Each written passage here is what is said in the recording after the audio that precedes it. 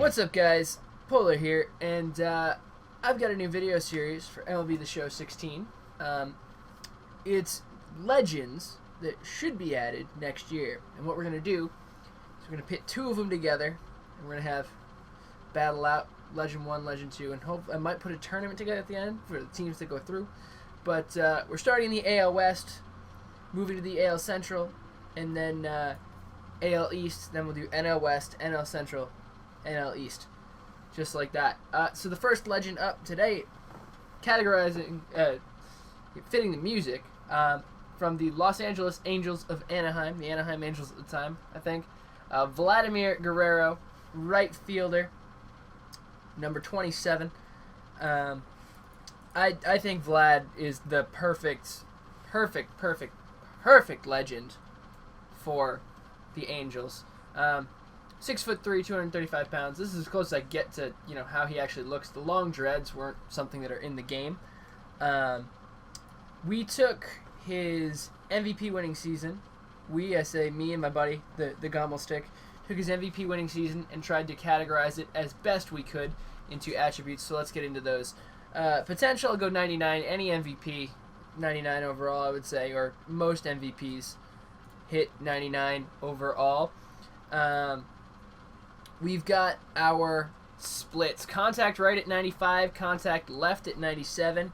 Now, people think that might be a little bit high, but when you look at it, he had, as insane as it sounds, a .335 batting average against righties that year and a .342 batting average against lefties that year. Insane.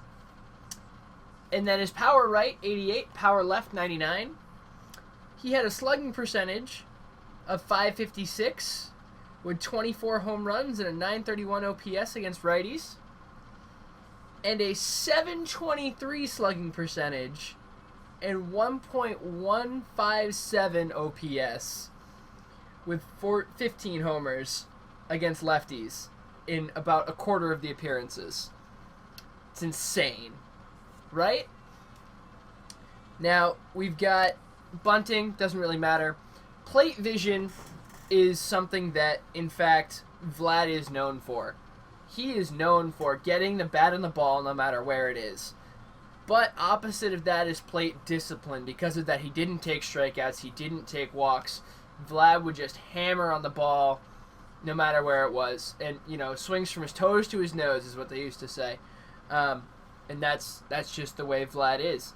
Batting clutch. Now, with runners in scoring position in 2004, Vlad had a .314 batting average with a .527 slugging percentage and a .907 OPS. 9 home runs. It's pretty good. It's not the greatest. We're coming into some of these legends. You'll see there are a few guys with runners in scoring position that were just absolute monsters. But Vlad was no slouch by any shape of the imagination. Durability, Vlad played in 156 games that year. Pretty good. As far as stolen bases and speed, I gave him 76 speed. That's because 2 years prior, he had actually stolen 40 bases. Got caught stealing 20 times, but had stolen 40 bases. So he did have speed. He just didn't use it, as liberally as some people would say. For arm strength, Vlad could throw the ball on a frozen rope. That was his thing from right field. He had a cannon. But as far as accuracy, reaction, and fielding, his fielding was not actually great. He did okay in the field. If I can find the stat here, 04. His fielding percentage was .973, and he was worth, what is it? Yeah, there it is. He was worth -10 defensive runs saved above the average, which is another sabermetric stat. Basically, he wasn't great in the field. Never was, and that's the way it is. As far as stealing and base running aggressiveness, he only stole 15 bases, got caught 3 times, so he was actually pretty good when he went for it, but he was not very aggressive when going for it. So that is our look at Vlad Guerrero, the first of 2 of legends that we have in this matchup, and the next one will be their statehood rival, the Oakland Athletics. Alrighty, and now on the other side of this rivalry, I don't even know. Is it really a rivalry between the Angels and the Athletics? And the other side of this matchup is left fielder for the Oakland Athletics and many other teams, actually, including the Yankees at one point, Rickey Henderson. Henderson is known for being the leader in steals for a single season for 130 in 1982, but we took his 1990 season as the one that we modeled this card off of, so to speak. It would be a 99 overall, just like Vlad's would be. And we'll get into the stats. So, 95 contact right, 90 contact left. Again, that probably seems pretty high, but when you look at it, he had a 330 batting average against righties and a 313 batting average against lefties. That's pretty good to me.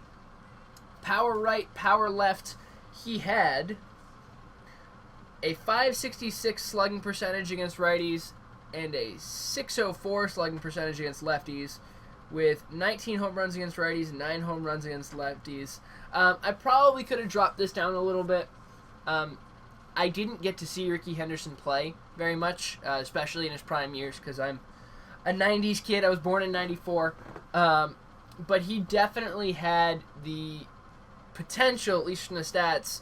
He had a 1,000 OPS, both sides. You know, it's pretty good power hitting, at least doubles. He only had 3 triples on the year, which I find interesting for someone as fast as he was. We gave him bunting ability because he was so fast. We figured he might as well, have the ability to do that. But with those stats, you're really not going to be bunting. For vision and discipline, Rickey Henderson struck out only 60 times in 594 plate appearances. It's about 10%. And then as far as walks, he took 97 walks that year in the same amount. So that was pretty good for us to give him, about 90 stats. For batting clutch, with runners in scoring position, Rickey Henderson had a 274 batting average, 462 on base percentage, 500 slugging percentage, 962 OPS. So I don't know if he got walked a lot with like a man on second or whatnot, but he had 35 RBIs in 118 plate appearances. Scored 94 runs with runners in scoring position. He was pretty good. We gave him an 80. He was the MVP that year. He was definitely someone you was called on when there was runners in scoring position. He also was not a leadoff hitter that year, though he very well could have been. Durability, Henderson had, 136 games played, gave him an 87. He played from 1979 all the way to 2003. He wasn't an undurable guy. As far as speed, you got to give him the triple 99s for speed, stealing, and base running aggressiveness. The guy had 130 stolen bases in a single year. That doesn't disappear. And even that year, he led the league in stolen bases with 65. And got caught stealing 10 times. So he's going to have 99s across the board. Now, as far as arm strength, accuracy, reaction, and fielding ability, we looked at Rickey Henderson, and we looked at his defensive runs saved, his putouts, and his assists in 1990. He only had 5 assists in the outfield, but he also matched that with 5 errors and a fielding percentage of .983. However, he had a defensive run save total above average of 19. So, with only 5 assists, it leads me to believe that his arm wasn't brilliant, but his speed allowed him to, much like Jacoby Ellsbury, have an increased range and make plays that would allow, balls in the gap to drop and such. So that's what we got for Rickey Henderson.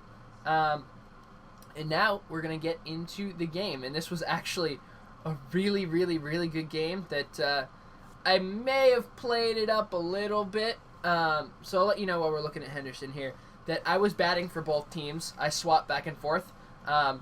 For the teams that have pitchers, I will be pitching with them, and then swapping back to bat with the other legend if there's another legend. I'll try and get pitching duels going, but as far as that sits, I was batting for both teams, and I may have tried to play towards the other players. So yeah, we'll get into that, and you'll see the highlights of the game and the plays by both Henderson and Vlad Guerrero is what that was supposed to say. I'm not quite sure why it cut out, but we're going to do this a bit Sports Center style. So, first pitch of the first at bat with Rickey Henderson. Single down the line, but his speed makes it so easy to turn singles into doubles. You'll watch him come running around this corner here, and he takes the wrong slide, but he still is there in plenty of time. Good piece of hitting right down the line there, beats the third baseman. Always looking to go to second, and makes it into second very easily. Now, on the very next pitch, being that it is in fact Rickey Henderson, he was off and running to third base, and with the right slide this time, in easy, no doubt. Unfortunately, he did get stranded on third, but easy, nice jump. Rickey Henderson doing his job, beats the throw. He got stranded on third, and now we've got Vlad Guerrero up to bat, up against Rich Hill. And with a runner on first, I believe it was Craig Gentry, he, no doubt about that one, puts it over the left field fence. Vlad's power is, without a doubt, the most effortless thing I've seen in this game, if you can do it properly. Unfortunately, I had a hard time squaring the ball up with Vlad, and you'll see that. But this 2-run homer with Vlad gets the Angels off to a really good start. And you can see he just takes the ball right in his wheelhouse and he puts it over the left field fence, deposits it into the Anaheim bleachers, and he just stands and looks at it for a minute like Vlad does. Alright, now we've got back in the third inning. The Angels have batted around. We've got Vlad Guerrero up at the plate again, facing Rich Hill. And now Vlad is... I tried to stay true to Vladimir Guerrero being true. Ball's a little bit inside, but Vlad swings from his toes to his nose. He gets a decent swing on the ball. Doesn't exactly go out as planned. Gets knocked up into center field for the out.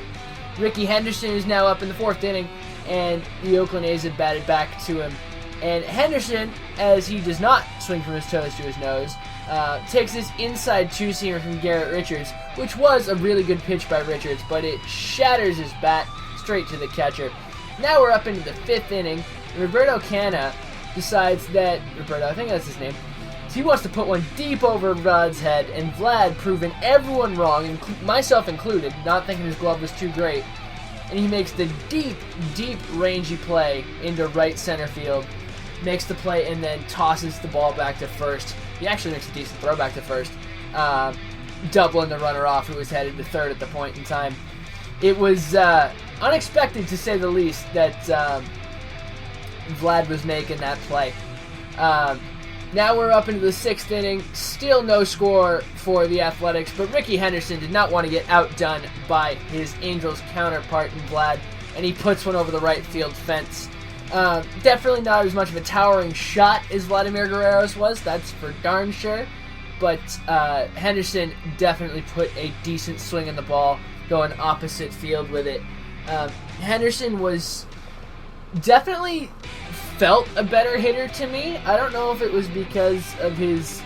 I don't even know what it was. It was easier for me to hit with Henderson than it was with Vlad Guerrero.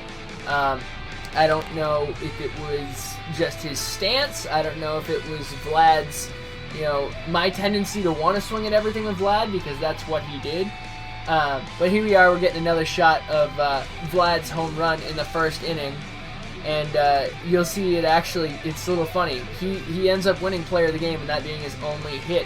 But in the sixth inning, Vlad's third at bat, he gets a pitch that's down and away. And I was just, I hate to say it, I was swinging at everything with Vlad.